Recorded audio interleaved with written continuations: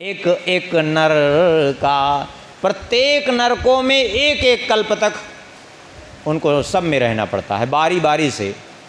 करहीं जे दूसाही श्रुति करितर का।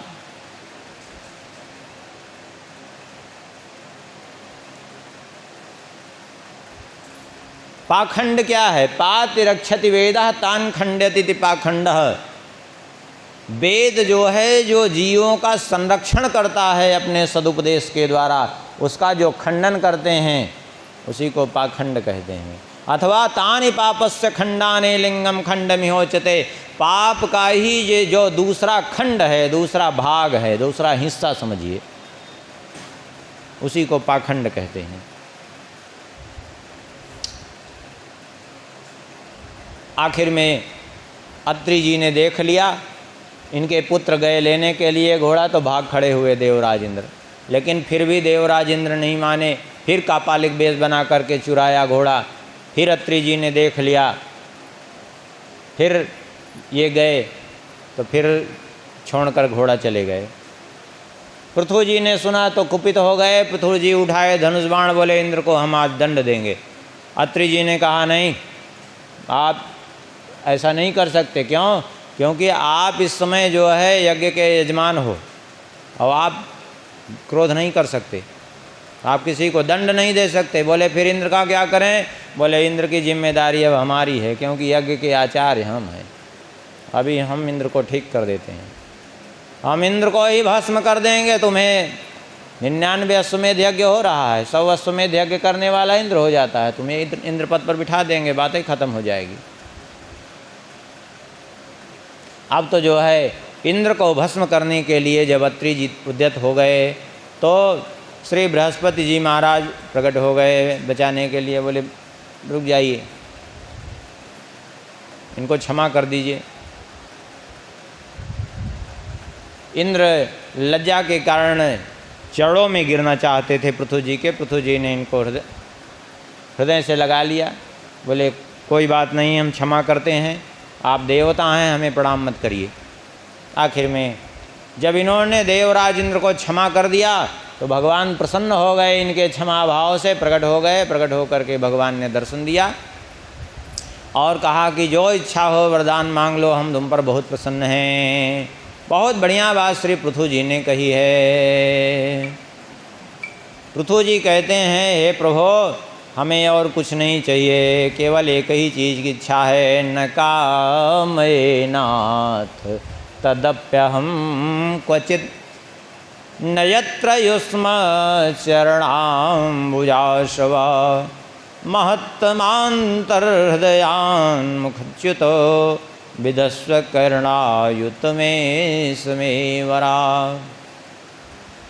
मुझे 10,000 कान मिल जाते, क्योंकि 2 कानों से कथा सुनकर के आपकी तृप्ति नहीं हो पाती हमारी। आप कहेंगे 10,000 कान से तो पूरा शरीर कान ही कान हो जाएंगे। भगवान ने कहा कोई बात नहीं, 2 कानों में ही 10,000 कानों की शक्ति प्रदान करते हैं। भगवान ने कहा कि मेरा दर्शन पूर्ण तब माना जाता है जब मेरे परम भक्त का दर्शन हो। तो अब आप तो अभी जाइए, समय आने पर आपको मेरे परम भक्त सनकादिकों का दर्शन होगा, उसके बाद तुम जीवन मुक्त हो जाओगे। आकर के अपनी प्रजा को इन्होंने उपदेश दिया है और सबको भगवान के भजन में लगा दिया। इसलिए कहते हैं राजा हो तो पृथु जी जैसा हो। हाँ, सभी को भगवान के भजन में लगा दिया। सबने पूछा प्रजा ने कि आखिर भगवान को कैसे प्रसन्न करें।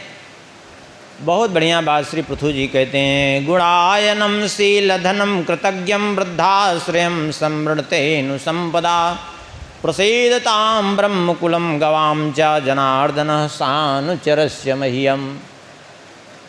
भगवान कहते हैं पृथु जी कि देखो, मुझे प्रसन्न करने के लिए ब्राह्मण, गाय और भगवान के भक्तों की सेवा करने लगे तो स्वाभाविक रूप से मैं उस पर प्रसन्न हो जाता हूँ। ज़्यादा प्रयास करने की ज़रूरत ही नहीं पड़ेगी। एक दिन अपने उपवन में विचरण कर रहे थे, आकाश मार्ग से सनकादिक उतर करके आए हैं और सनकादिकों को देख करके इन्होंने चरणों में प्रणाम किया और कहा, भगवान आज आपके दर्शन से हमारा जीवन धन्य हो गया, बड़ी कृपा की आपने दर्शन दिया। और भगवान ने कहा था कि मेरे परम भक्त सनकादिकों का दर्शन होगा, तो आज आपका दर्शन हो गया और हम आपका क्या स्वागत सत्कार करें, आज हमारा जीवन धन्य हो गया। क्योंकि अधनाय पिते धन्या साधो गृह में दिना यद्ग्रहायर्यवर्याम्बु तृणभूमि स्वरावरा। निर्धन से निर्धन क्यों न हो, वह धन्याति धन्य है जिसके यहाँ कोई महापुरुष पधार जाएं और अपने चरण ही रख दें, उसके यहाँ कुछ भी जा कर के स्वीकार कर लें, जल स्वीकार कर लें, आसन ही पर बैठ ही जाएं, आसन भी ना हो तो भूमि पर ही अपने चरण रख दें और जल फल जो कुछ भी हो स्वीकार कर लें, समझ लो कि उसका जीवन धन्य हो गया। और यदि महत्पुरुषों के चरण नहीं पड़े तो चाहे कोई चक्रवर्ती सम्राट का भवन ही क्यों न हो, ब्यालालय द्रुमा वैते परिक्ता खिल संपदा, इतनी संपत्ति हो कि कभी कम न होने वाली हो, फिर भी उसका घर घर नहीं, वो सर्पों के रहने के भवन के समान है। अब कृपा करके ये बताइए कि हमारे कल्याण का उपाय क्या है, जीव मात्र के कल्याण का उपाय। बहुत बढ़िया बात कहते हैं, साधु पृष्ठम महाराज सर्वभूत हितात्मना भवता विदुषा चापि साधूनाम मतिरीदृशी। आपने बहुत सुंदर प्रश्न किया है, क्योंकि समस्त प्राणी मात्र के हित के लिए प्रश्न किया है। तो सबसे पहले कल्याण का आपने प्रश्न किया है, तो सबसे पहला सूत्र समझिए, शास्त्रे स्वीयाने वसुनिश्चितो नृणाम क्षेमस्य सद्भ्रगृंसे सुहेतु असंगयात्मव्यतिरिक्तयात्मनि दृहारतिर्ब्रह्मणि निर्गुणे च। सबसे पहले तो शास्त्र के और गुरु के वचनों में विश्वास रखिए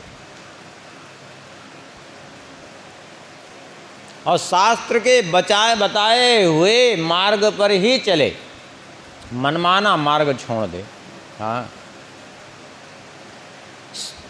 जो शास्त्र के बताए हुए मार्ग पर नहीं चलता, मनमाना अगर चाहे तो मनमाना वो कभी जिंदगी में एक नहीं 1000 जन्म बीत जाएं और भगवान को प्राप्त कर ले, ये संभव ही नहीं है। इसलिए सब जगह जहाँ जहाँ आप उपदेश सुनेंगे, सब जगह पहली शर्त रखी है शास्त्र। कपिल भगवान ने भी अष्टांग योग का वर्णन किया तो सबसे पहले क्या वर्णन किया, शास्त्र के अनुसार अपना आचरण बनावे, सबसे पहली बात कही। यहाँ भी शास्त्र के अनुसार सबसे पहला आप आचरण बनावे। भगवान भी गीता में यही बात कहते हैं कि शास्त्र के विरुद्ध यदि कोई कार्य करे तो उसको कभी कुछ भी होने वाला नहीं है। यह शास्त्र विधि मुत्सृज्य वर्तते काम कारतः न स सिद्धिमवाप्नोति न सुखम न पराम गतिम। आजकल कहना नहीं चाहिए, लेकिन ऐसे ऐसे लोग हो गए हैं कि खूब थोक के भाव में शिष्य बना रहे हैं और अपने शिष्यों को उपदेश देंगे कि गुरु साक्षात भगवान होते हैं और अब किसी चीज़ की तुम्हें ज़रूरत नहीं, शास्त्र की बात मानने की ज़रूरत नहीं, क्योंकि मात पिता गुरु प्रभु की बानी बिनहि विचार करिए शुभ जानी। और मात पिता गुरु आयुष पाले चले कुमग पग पर ही न खाले। तुम कुमार्ग में भी चलोगे तो गिरोगे नहीं, चिंता मत करो, तुम केवल मेरी आज्ञा मानो, शास्त्र से कोई लेना देना नहीं है। और स्वयं शास्त्र विरुद्ध चल रहे हैं और शिष्यों को भी चला रहे हैं। तो सुन लीजिए, ऐसे गुरु भी जाएंगे नरक में और चेला भी जाएंगे। हाँ, ये बात पक्की समझ लीजिए। केवल कान फूंक देने मात्र से कोई चाहे कि हम भगवान बन गए तो भगवान नहीं बन जाएगा। अब कोई ये कहे कि गुरु तो भगवान होते हैं, भगवान की प्राप्ति की जरूरत है नहीं, तो हम आपसे पूछते हैं कि नारद जी जैसे गुरु की प्राप्ति के बाद भी ध्रुव जी क्यों गए प्राप्त करने के लिए भगवान को? प्रहलाद जी क्यों भगवान की प्राप्ति के लिए प्रयास की? बताओ। हाँ, वो जो गुरु बने घूम रहे हैं वो नारद जी से भी श्रेष्ठ हैं क्या? सनकादिक भी वो भगवान की प्राप्ति का उपदेश देते। अरे और तो और प्रचेताओं को शंकर जी ही गुरु के रूप में प्राप्त हो गए, लेकिन शंकर जी जो स्वयं भगवान हैं वो भी भगवान की ही प्राप्ति का उपदेश दे रहे हैं।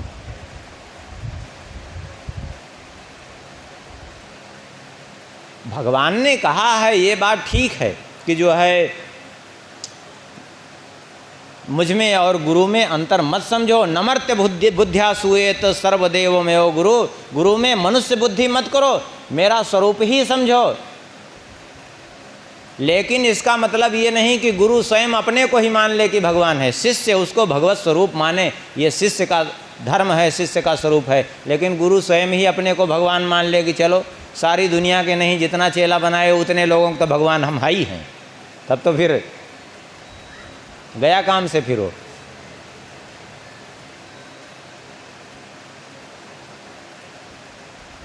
और कुमार्ग का उपदेश कोई भी दे रहा हो तो ऐसा गुरु भी अगर उपदेश दे तो शास्त्र कहता है गुरोरप्यवलिप्तस्य कार्याकार्यम अजानतः उत्पथ प्रतिपन्नस्य परित्यागो विधीयते। हाँ, फिर परित्याग ही कर देना चाहिए उसका। आजकल खूब ऐसा हो रहा है। किसी का नाम लेंगे, एक बार बहुत पहले की हाल है, एक सज्जन थे, वो ऐसे ऊट पटांग खूब भजन भी करते थे, खूब भजन करते, लेकिन ऊट पटांग ऐसे जो है कुछ भी कहते कुछ भी करते। तो एक दिन समझाए, हम कहे ऐसा न करो, ये शास्त्र विरुद्ध आचरण जो है ये ठीक नहीं। बोले हमारे गुरुजी ऐसे ही कहते हैं, हमारे गुरुजी ऐसे ही कहते हैं, महात्मा थे। हम कहे तो एक दिन जब गुरुजी खुद ही आपको ऐसे मार्ग बता रहे हैं तो एक दिन गुरुजी के ही सर दर्द न बन जाओ आप। हाँ, सावधान रहिएगा, ऐसे भगवान भी ऐसे को स्वीकार नहीं करते। फिर परिणाम कुछ हम तो इधर चले आए, फिर बाद में जा कर के देखा तो अपने गुरुजी के आश्रम के सामने ही वो डोसा की दुकान खोल लिए। हम मिले हमको, हमने कहा भाई आप महात्मा हो गए थे, गुरुजी के सामने ही डोसा की दुकान खोलने थे। बोले गुरुजी के सामने इसलिए खोला कि सब पहचानते हैं वहाँ डोसा ज़्यादा बिकता है। हाँ लो,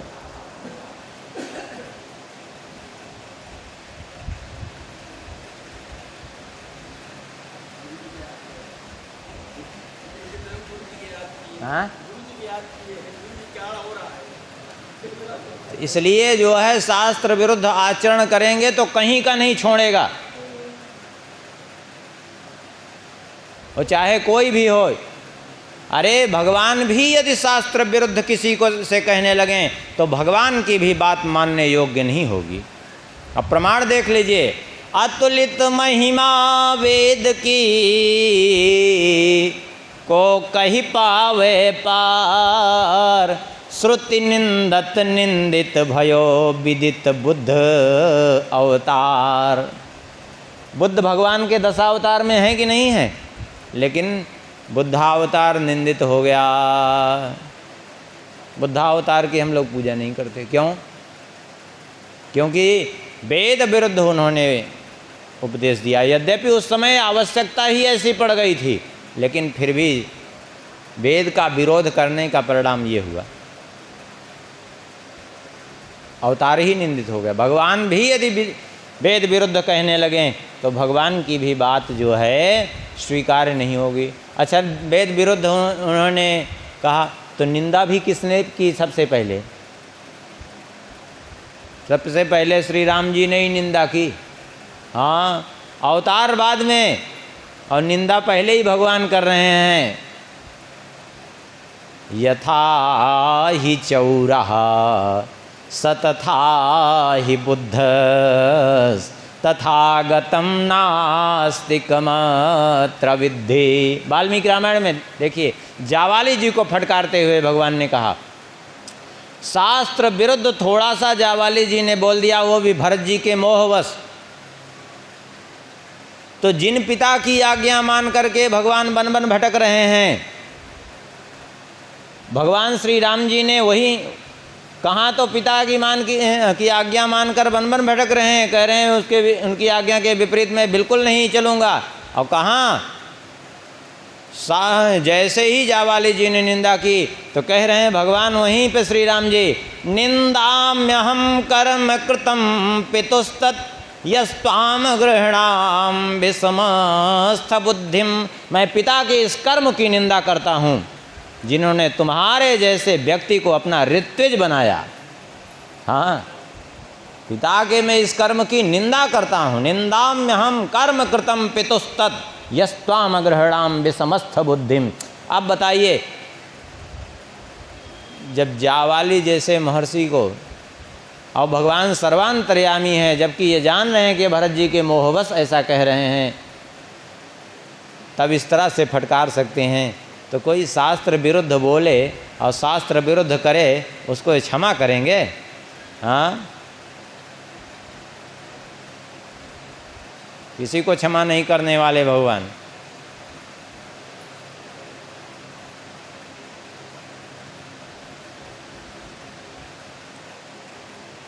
इसलिए जो है वाल्मीकि रामायण में देखिए परशुराम जी का वो, और वहाँ देखिए दोनों में कितना अंतर। मानस में वाल्मीकि रामायण में श्री दशरथ जी की प्रार्थना को नहीं स्वीकार किया परशुराम जी ने, तो श्री राम जी वहाँ विनम्रता से बोले ही नहीं परशुराम जी से, बड़े कड़क शब्द में बोले हैं और तुरंत वहाँ धनुष खींच कर चढ़ा दिया।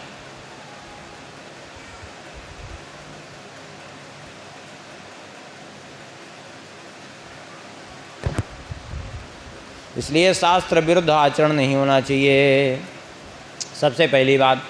और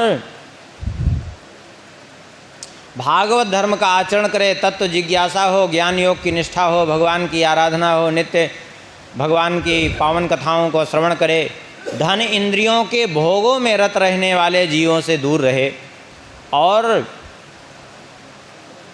आसक्ति पूर्वक किसी चीज़ का संग्रह न करे और अपने आत्मस्वरूप में संतुष्ट रहे, एकांत सेवन करे, किसी जीव को कष्ट न दे, निवृत्ति की प्रतिनिष्ठा हो और आत्महित का अनुसंधान करता रहे, भगवान के चरित्र का आस्वादन करे, निष्काम भाव से यम नियम का पालन करे, किसी की निंदा न करे और योगक्षेम के लिए प्रयत्न न करे, दुख द्वंद्वों को सहन करे। और इस प्रकार से करते करते क्या होगा, बोले संपूर्ण प्रपंच से वैराग्य हो जाएगा, संपूर्ण संसार से वैराग्य हो जाएगा। यदि शास्त्र विरुद्ध आचरण करेंगे तो कभी वैराग्य नहीं होगा और राग बढ़ता जाएगा। हाँ, अच्छा, मान लिया हम सही मार्ग पर चल रहे हैं या गलत मार्ग पर चल रहे हैं, नहीं समझ में आ रहा है तो एक पैमाना लगाइए आप, सीधा सीधा आप ये देखिए कि पहले से हमारी स्थिति जा कहाँ रही है, पहले से हमारा वैराग्य बढ़ रहा है कि नहीं बढ़ रहा है, पहले से हमारी भक्ति योग की निष्ठा बढ़ रही कि नहीं बढ़ रही है, भगवान के प्रति श्रद्धा बढ़ रही कि नहीं बढ़ रही। यदि नहीं हो रहा है तो फिर समझ लीजिए कि हम मार्ग गलत पकड़ लिए हैं। और देखा जाए तो ठीक विपरीत ही होता है।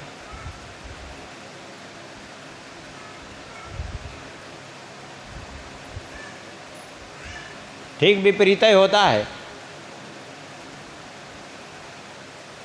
इसलिए सावधानी अत्यंत आवश्यक है।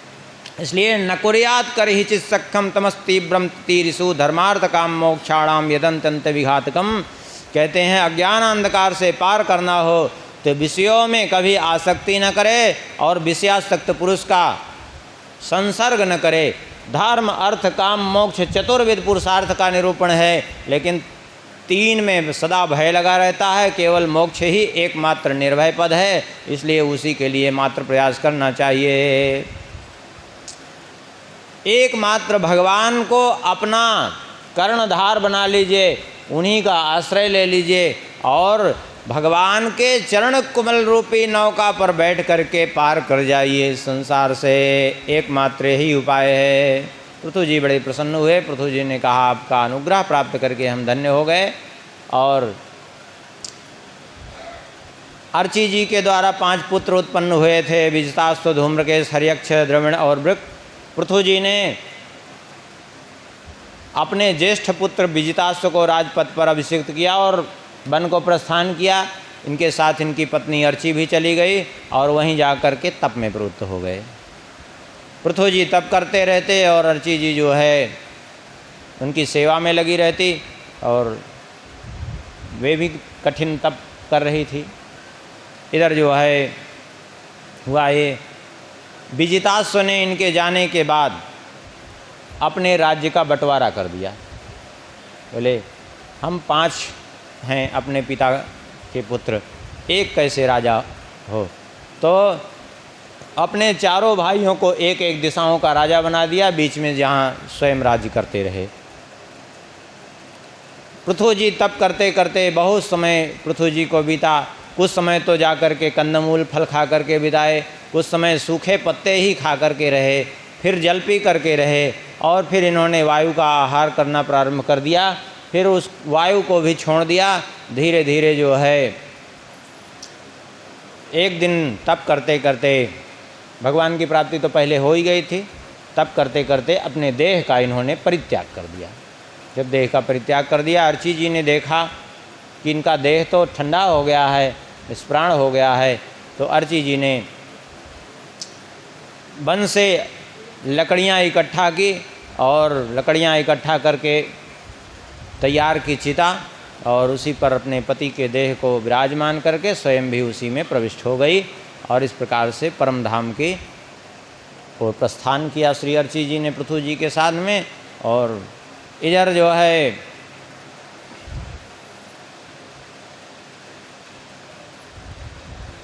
विजितास्व को अंतर्ध्यान होने की शक्ति इंद्र से प्राप्त थी, इसलिए इनका नाम एक पड़ गया अंतर्ध्यान। इनके 3 पुत्र हुए, पावक, पवमान और शुचि। अंतर्ध्यान के नभस्वती नाम की पत्नी से हविर्धान नाम के पुत्र हुए। हविर्धान के हविर्धानी नाम की पत्नी से 6 पुत्र हुए, बरहिसत, गए, शुक्ल, कृष्ण, सत्य और जितव्रत, ये 6 पुत्र हुए। इनमें जो बरहिसत थे ये कर्मकांड में इतने प्रवृत्त थे, यज्ञ आगादिक करने में इतना यज्ञ इन्होंने किया कि संपूर्ण पृथ्वी पूर्व दिशा की ओर मुख किए हुए कुशों से पट गई, इसलिए इनका नाम पड़ गया प्राचीन बरही।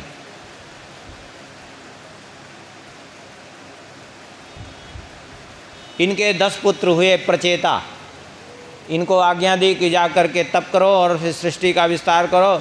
ये पश्चिम दिशा की ओर गए तप करने के लिए और वहाँ जा कर के इन्होंने देखा एक विशाल सरोवर जो समुद्र की तरह दिख रहा था, दूर दूर तक और छोर नहीं। अचानक उसी सरोवर के निकट ये लोग रुक गए, बोले ये तो बहुत अच्छा है, यहीं हम लोगों के लिए तप के लिए उत्तम होगा। तब तक उसी सरोवर के भीतर से वाद्यों की ध्वनि प्रकट होने लगी। आश्चर्यचकित होकर के देख रहे थे, तब तक भगवान शंकर जी अपने गणों के साथ उसी सरोवर से बाहर निकल करके आए। शंकर जी को देख करके इन सब ने चरणों में साष्टांग प्रणाम किया और कहा भगवान आपका दर्शन करके हम धन्य हो गए। भगवान शंकर जी ने कहा हम जानते हैं तुम लोग किस लिए आए हो और भगवत भक्त होने के नाते तुम लोग हमें भगवान के समान ही प्रिय हो, क्योंकि जो भगवान की भक्ति करता है वो हमें अत्यंत प्रिय होता है। आइए, बड़ी विचित्र बात है। अभी शंकर जी से पूछिए तो कहते हैं कि हमें भगवान के परम भक्त जो हैं वो बड़े प्रिय हैं, और भगवान विष्णु से पूछिए तो कहते हैं शिव भक्त बड़े प्रिय हैं, क्योंकि दोनों में इतना अभेद संबंध है, दोनों में इतनी आपस में प्रीति है कि क्या कहना है। इस बात को लोग समझते नहीं तो एक दूसरे की निंदा करेंगे। शिव जी के भक्त भगवान की निंदा करेंगे, भगवान के भक्त शिव जी की निंदा करेंगे। बड़ी विचित्रता है संसार में। भगवान शंकर जी ने प्रसन्न होकर के एक स्तोत्र सुनाया उनको। बोले ये लो स्तोत्र हम प्रदान करते हैं, इसका नाम है योगादेश स्तोत्र। बस इसी का पाठ करते रहो तुम लोग, भगवान की प्राप्ति हो जाएगी। अब जल में खड़े होकर के वे लोग उसी का पाठ करने लगे। इधर ये श्री नारद जी महाराज एक दिन उनको तमाम यज्ञ आगादिक में प्रवृत्त देख करके आए, प्रकट हुए सामने। नारद जी को देखकर चरणों में प्रणाम किया और कहा भगवान आपका दर्शन करके हमारा जीवन धन्य हो गया। नारद जी ने कहा एक बात बताओ कि श्रेयस्त्वं कतमद्राजन कर्मणात्मनैहसे दुख हानि सुखावाप्ति श्रेयस्तन्नेह चेष्यते। आप अपना कौन सा कल्याण चाहते हैं इस कर्म के द्वारा जो आप यज्ञ आगादि कर रहे हैं? क्योंकि सबसे पहली बात तो समझो कल्याण क्या है। बोले दुख हानि सुखावाप्ति श्रेय, दुख के आत्यंतिक निवृत्ति और परमानंद की प्राप्ति, इसका नाम है कल्याण। और वह कल्याण इन कर्मों से होने वाला नहीं है। हाँ, राजा प्राचीनवर्य ने कहा भगवान मेरी बुद्धि तो कर्म में फंसी हुई है, मुझे कल्याण का कुछ निश्चय पता नहीं है, तब आप ही हमें उस कल्याण जिस प्रकार से हो उस विशुद्ध ज्ञान का हमें उपदेश दीजिए। तब श्री नारद जी ने कहा उपदेश तो हम बाद में देंगे, उसके पहले तुम्हें हम कुछ दिखाना चाहते हैं। तो क्या दिखाना चाहते हैं? बोले आकाश की ओर देखो। आकाश की ओर देखा तो बहुत से पशु दिखाई पड़े जो बड़े क्रोध में दिख रहे थे, मानो बदला लेने के लिए इनसे तैयार हैं। तो सब नारद जी की इच्छा से दिखे। बोले ये क्या है? बोले ये सब पशु हैं, तुमसे बदला लेंगे। क्यों? क्योंकि ये सब तुम्हारे कारण मरे हैं। भाई अश्वमेध राजसूय यज्ञ करने के लिए युद्ध होता है, युद्ध में बड़े बड़े सैनिक तो मरते ही हैं, घोड़े हाथी भी मरते हैं, पशु भी मरते हैं। हाँ, बहुत मर जाते हैं उसमें, घोड़े गधे खच्चर सभी मरते हैं। आप कहेंगे गधे खच्चर, हाँ गधे खच्चर भी मरते हैं। घोड़े रथ के लिए और घुड़सवारियों के लिए रहते हैं, वो गधे खच्चर भी रहते हैं, क्योंकि अस्त्र शस्त्र पहुंचाते हैं वही।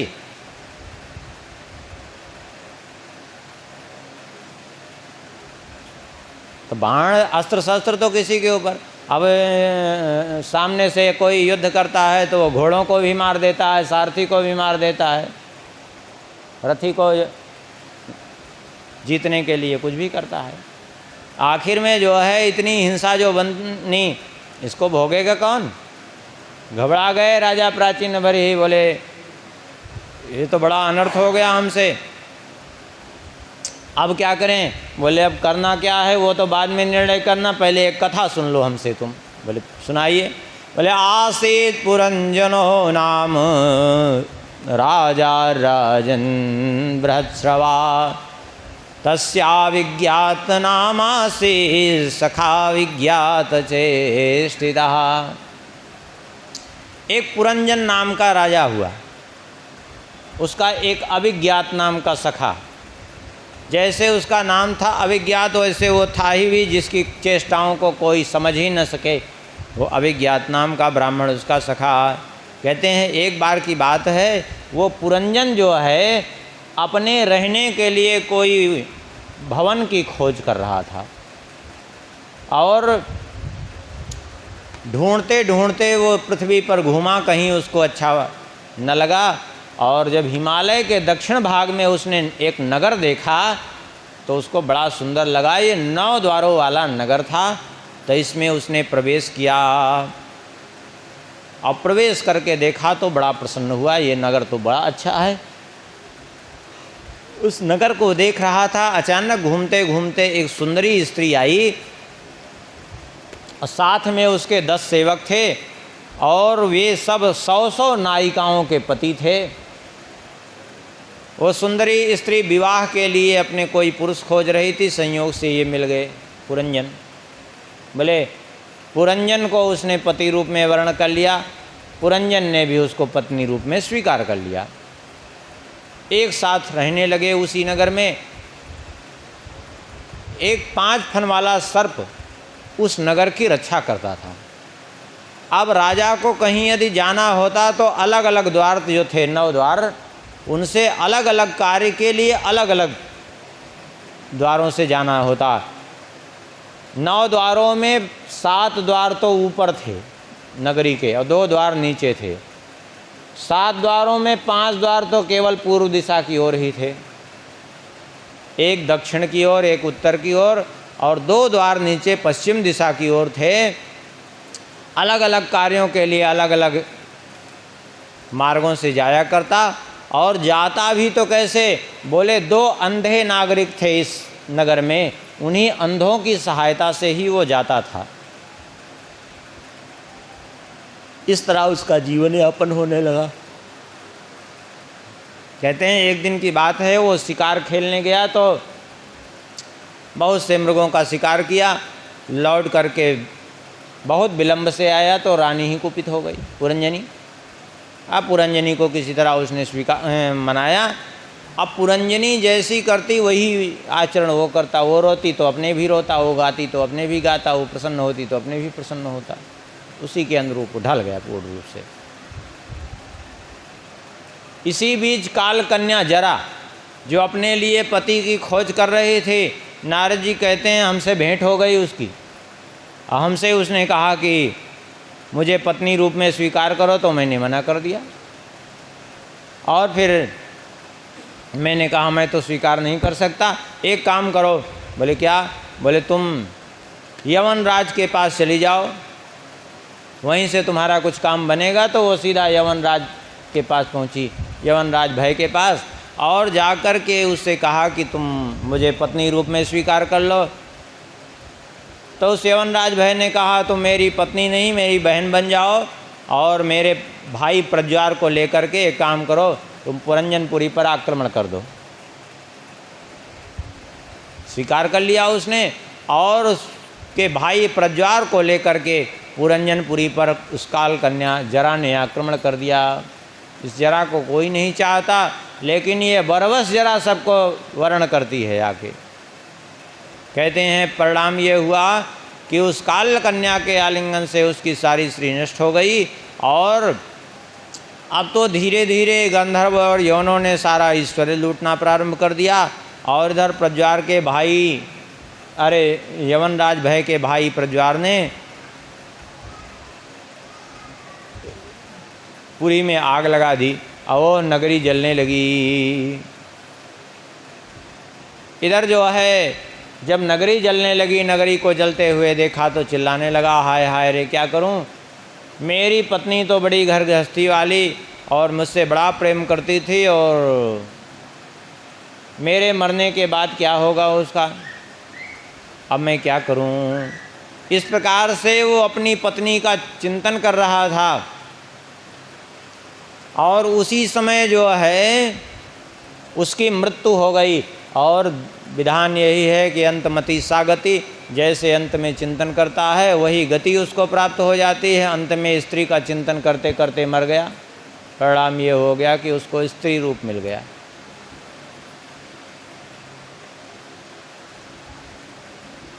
अब जब स्त्री रूप उसको मिला, मलयध्वज के साथ उसका विवाह संपन्न हुआ।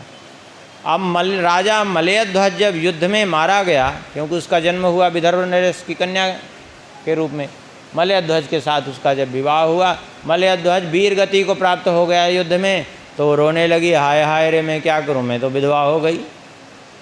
तब उस समय उस अभिज्ञात नाम के जो पुराने मित्र, उसके अभिज्ञात नाम के सखा पूर्व जन्म के ब्राह्मण, वो आए। उन्होंने कहा तुम कौन हो, क्यों रो रही हो? उसने कहा कि मैं विदर्भ नरेश की पुत्री हूँ, राजा मलयध्वज की पत्नी, और मेरे पति का अंत हो गया, वीरगति को प्राप्त हो गए, अब मैं सती होना चाहती हूँ, क्या करूँ? मैं तो विधवा हो गई। तब उस ब्राह्मण अभिज्ञात नाम के सखा ने कहा, वास्तव में सत्य तो ये है कि ना तो तुम विदर्भ नरेश की पुत्री हो, ना तो तुम इनकी पत्नी हो। फिर क्या कह रहे हो? बोले सत्य यही है कि न त्वं विदर्भ दुहिता या नायम वीरा सुहृत्वा न पतिस्त्वं पुरंजन्या रुद्धो नवमुखे यया।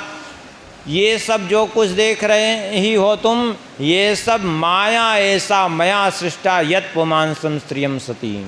ये सब केवल मेरी माया मात्र है और कुछ नहीं। वास्तविकता तो यही है कि हम दोनों ही एक मानसरोवर के राजहंस हैं, चलो हमारे साथ में, कह करके एक क्षण में मोह भंग करके वो अभिज्ञात नाम के जो सखा थे, वो अभिज्ञात कोई और नहीं, वो भगवान ही ले करके चले गए।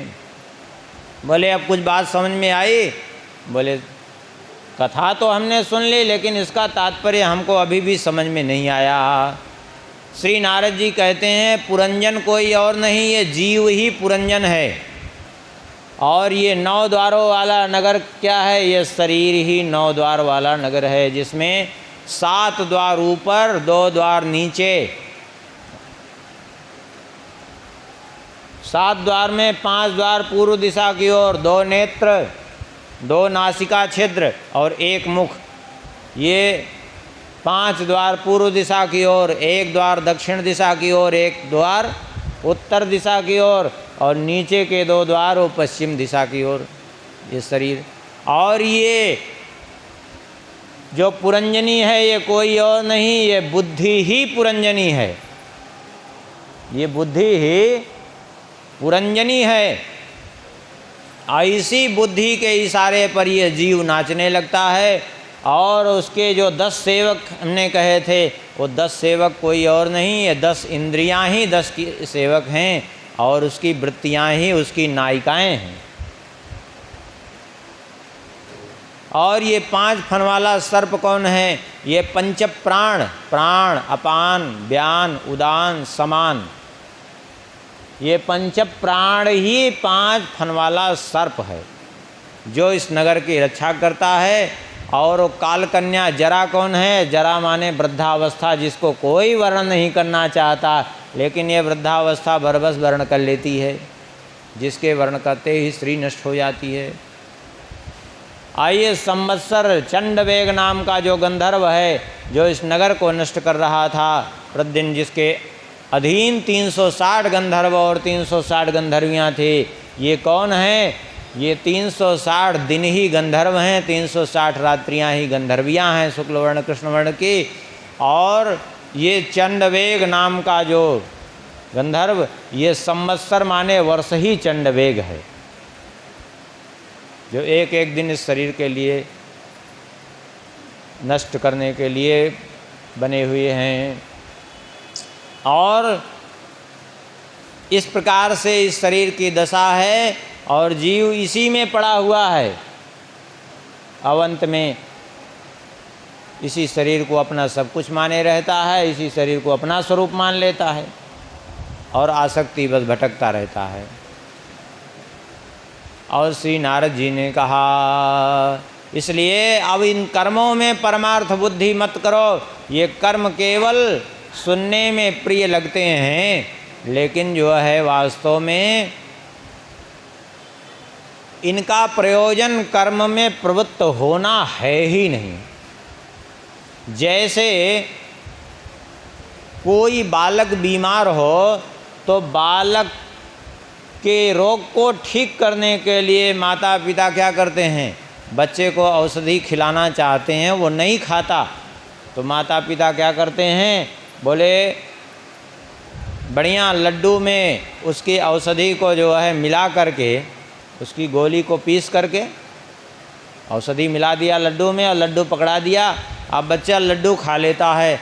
तो लड्डू खिलाना उद्देश्य माता पिता का नहीं था, लड्डू के साथ साथ वो औषधि अंदर जाएगी तो वो रोग ठीक कर देगी, ये उद्देश्य था। ऐसे ही कर्मों का जो उपदेश दिया वो केवल इसलिए दिया कि कम से कम जीव जो है इन कर्मों के लोभ से ही जो है भगवान की ओर प्रवृत्त हो जाए। बाकी उद्देश्य तो यही था कि इस भाव रोग को दूर करना उसका। श्री नारद जी ने कहा, फिर से एक कूट श्लोक बोल दिया, क्षुद्रं चरम सुमनसाम शरणे मिथित्वा रक्तम सडंघ्रिगण सामसुलुब्ध कर्णम अग्रे वृकान सुत्रिपो विगणयान्तम पृष्ठे मृगम मृगे लुब्धक बाण भिन्नम। कहते हैं एक सुंदर उपवन है, उस सुंदर उपवन में सुंदर सुंदर दूब है और चारों ओर हरियाली है, सुंदर भंवरे गुंजार कर रहे हैं, सुंदर सुंदर पुष्प खिले हैं। एक हिरन चर रहा है और वो हिरन धीरे धीरे आगे बढ़ रहा है चरते हुए। उस हिरन को पता नहीं है कि आगे एक भेड़िया उसकी ताक में बैठा है कि ये हिरन हमारे निकट आवे तो हम इसको चट कर जाएं। और तब तक पीछे से आया एक बहेलिया, उसने अपना धनुष उठाया, बाण चढ़ाया। अब जरा उस हिरन की स्थिति पर विचार करो, आगे भेड़िया खड़ा है, पीछे बहेलिया खड़ा है, उसकी क्या स्थिति है। राजा प्राचीन वरिष्ठ ने कहा उसकी स्थिति तो बड़ी बड़ी दयनीय हो गई है। भले उसकी स्थिति ही दयनीय केवल नहीं हो गई है, वो हिरन कोई और नहीं, ये जीव मात्र वो हिरन है। ये संसार एक सुंदर वाटिका के समान है और इसमें विषय भोग रूपी दूब चल रहा है और भंवरों की गुंजार क्या है, बच्चों की पत्नी की मीठी मीठी वाणी में जो है वो अपने आप को भुलाए बैठा है, यही भंवरों की गुंजार है। और आगे बढ़ रहा है, आगे वृद्धावस्था रूपी भेड़िया उसको नष्ट करने के लिए उद्यत है और तब तक काल रूपी बहेलिया आया, पीछे से बाण चढ़ाया, उसने अंत कर दिया, खत्म हो गया उसका जीवन। यही दशा है इस संसार की। प्राचीन बरही को वैराग्य हो गया, चरणों में साष्टांग लौट गए, भगवान अब कृपा करिए, आपके उपदेश से हमारा जीवन धन्य हो गया, अब हमें आज्ञा प्रदान करिए, अब हम राज्य में नहीं रह सकते, अब वन जा करके हम भगवान का भजन करेंगे। राज्य छोड़ करके वन की ओर प्रस्थान किया। इधर ये प्रचेता तप कर रहे थे, तप करते करते इनको 10,000 वर्ष बीता, तब भगवान नारायण इनके सामने प्रकट हो गए। भगवान नारायण ने गरुड़ जी पर बैठे हुए इनको प्रकट होकर के दर्शन दिया और भगवान ने कहा, वरम वृणीस्त्वं भद्रं वो यूयं मे नृपनंदना सौहार्देना पृथक धर्मा स्तुष्टो हम सौहृदय नमः। आप लोग जो इच्छा हो वरदान मांग लीजिए, हम बहुत प्रसन्न हैं। तुम सब भाइयों का आपस में बड़ा प्रेम है, इसलिए जो तुम्हारा स्मरण करेगा उसका भी आपस में भाइयों में प्रेम होगा। जो सायंकाल और प्रातःकाल एकाग्र चित्त से इस रुद्र गीत के द्वारा जो तुम लोगों ने पाठ किया है, भगवान शंकर जी के द्वारा उपदिष्ट जो रुद्र गीत है योगादेश स्तोत्र, कहते हैं जो प्रातःकाल सायंकाल इसका पाठ करेगा, कहते हैं और तुम्हारा स्मरण करेगा उसका अपने भाइयों से प्रेम हो जाएगा। इसलिए इस रुद्र गीत का पाठ करने से भाइयों में आपस में जिसमें झगड़ा होती हो, प्रचेताओं का स्मरण करे और इसका पाठ करे, मरुद गणों का स्मरण करे, इन सब का स्मरण करने से भाइयों में आपस में प्रीति हो जाती है, बैर समाप्त हो जाता है। तो भगवान ने कहा कि एक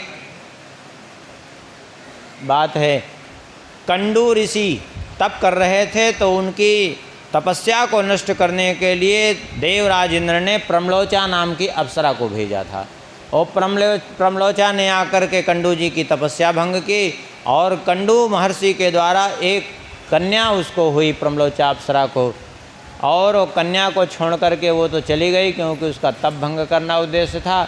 और उस कन्या को वृक्षों ने अपने पास सुरक्षित रखा है। वो अत्यंत सुंदरी कन्या है, अप्सरा की कन्या थी इसलिए अत्यंत सुंदरी, और तुम लोग उसको पत्नी रूप में स्वीकार कर लो और 10 लाख दिव्य वर्षों तक पूर्ण रूप से बलवान रह करके इस पृथ्वी का पालन करो, और उसके बाद फिर मेरा भजन करके मुझे प्राप्त कर लोगे। चिंता मत करो। गृहे स्वाविशताम चापि पुंसाम कुशल कर्मणाम मदवार्तायात यामानाम न बंधाए गृहामता। गृहस्थाश्रम में भी रह करके जो मेरी कथाओं में समय व्यतीत करते हैं, मेरे भजन में लगे रहते हैं, उनको ये संसार बंधन का कारण नहीं बनता है। प्रचेताओं ने भगवान की स्तुति की और बहुत बढ़िया बात भगवान से कही है। क्या मांगा प्रचेताओं ने? कहते हैं यावत्ते मायया स्पृष्टा भ्रमामो यह कर्म भी तावद भवत प्रसंगानाम संगः स्यान्नो भवे भवे। आपकी माया से मोहित होकर के जब तक इस संसार चक्र में भटकें, जहाँ जहाँ भटकें, केवल एक ही चीज़ की आशा है, तावत भवत प्रसंगानाम संगः स्यान्नो भवे भवे। तब तक आपके जो प्राण प्यारे भक्त हैं उनमें मेरी आसक्ति हो, उन्हीं से मेरी भेंट होती रहे, उन्हीं का सत्संग प्राप्त होता रहे। क्यों? क्योंकि तुलयाम लवेनापि न स्वर्गम न पुनर्भवम भगवत संगी संगस्य मर्त्यानाम किमुतासिसा। क्योंकि लव निमेष का सत्संग का समय भी स्वर्ग अपवर्ग की तुलना नहीं कर सकता। इसी को गोस्वामी जी ने अनुवाद कर दिया पूरे श्लोक का। तात स्वर्ग अपवर्ग सुख धैर्य तुलायक यंग तुलनताई सकल मिली जो सुख लो सत्संग। भगवान तो अंतर ध्यान हो गए। प्रचेताओं ने निकल करके जब देखा तो संपूर्ण पृथ्वी वृक्षों से आच्छादित हो गई थी, रास्ता भी कहीं नहीं दिख रहा था। तो कुपित होकर के मुख से अग्नि प्रकट कर दी, वृक्ष जलने लगे। वृक्षों को जलते देख करके आखिर में ब्रह्मा जी प्रकट हुए। ब्रह्मा जी ने कहा ये तुम लोग कर क्या रहे हो? ये बिल्कुल उचित नहीं है। ये वृक्ष भी बड़े उपयोगी हैं। वृक्ष जीवन के लिए, सबके लिए अत्यंत उपयोगी हैं। आज वृक्षों का लगना बंद हो गया, धीरे धीरे वृक्ष लगाते ही नहीं लोग। वृक्षों से ही ऑक्सीजन होती है, वृक्षों से ही सारा जीवन चलता है। लोग ये समझते हैं कि अब वृक्ष लगाने की ज़रूरत ही नहीं है, केवल काम तो चलना है किससे? बोले प्लास्टिक से, मोबाइल से काम चलना है, पेड़ पालों की खेती की ज़रूरत क्या है? अरे पेड़, मोबाइल से किसी का पेट भरेगा क्या? प्लास्टिक किसी का पेट भरेगा क्या? लेकिन प्लास्टिक के भी चावल निकलने लगे। हाँ, बड़ी समस्या है। अगर वो पच जाए तो सही में सब लोग प्लास्टिक का चावल खाने भी लगेंगे, लेकिन वो क्या करें, व्यवस्था है लोगों की।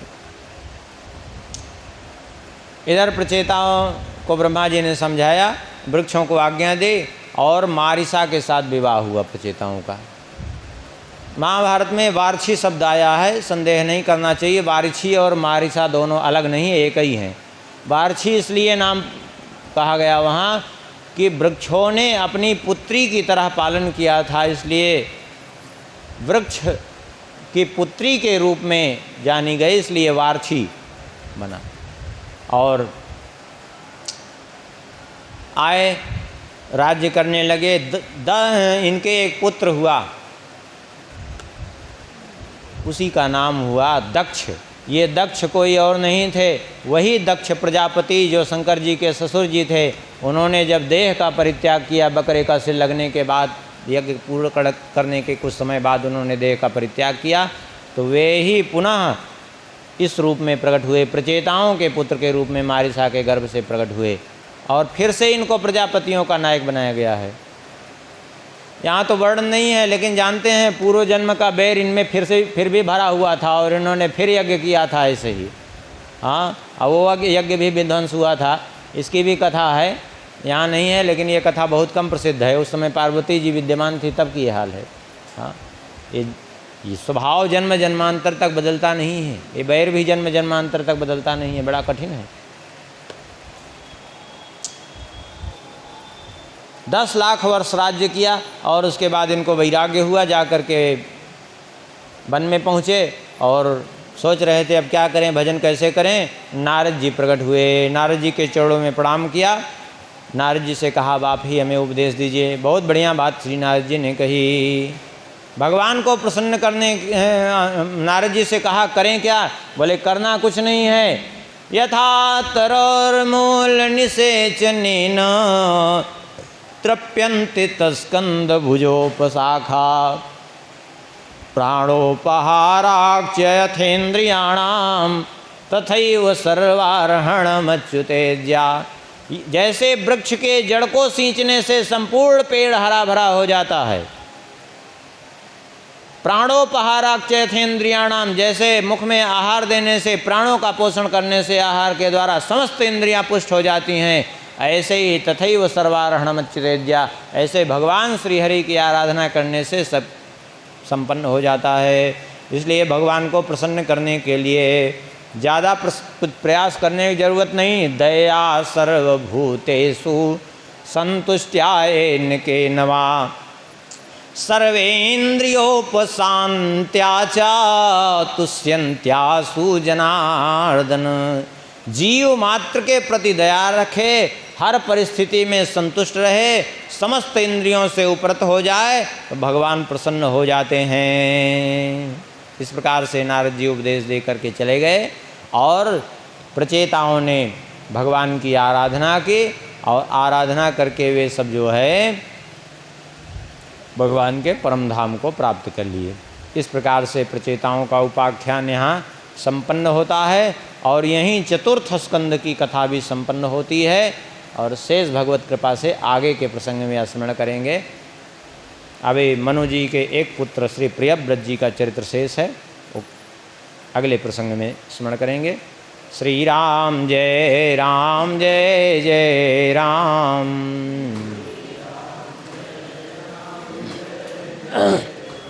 सीताराम जय सीताराम।